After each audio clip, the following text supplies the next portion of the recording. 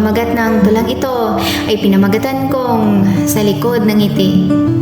Darating din ang oras na kapag nagtagpo ulit ang mga mata ninyo, hindi na ito naghahanap ng sagot, hindi na ito nagtatanong ng bakit hindi ako o bakit hindi tayo. Darating din ang oras na kapag nagkita kayo ulit, ngingitian mo siya. Hindi dahil may natira pa, kundi dahil wala na. Ngiti na hindi pilit, ngiti na hindi nanginginig, ngiti na hindi na nagtatago ng sakit. Kasi minsan, akala natin kapag nawala sila, kasama na rin ang buong mundo natin.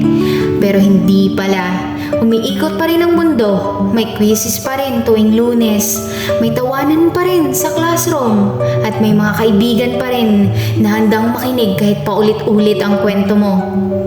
Hanggang sa isang araw, napapansin mo na lang na hindi mo na siya hinahanap sa hallway.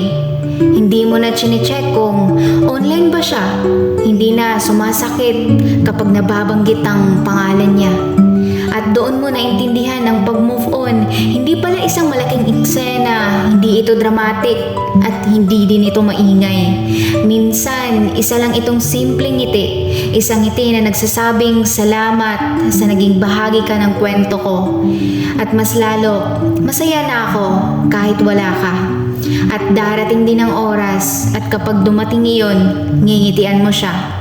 At sa likod ng ngiting iyon, palatandaang nakausad ka na.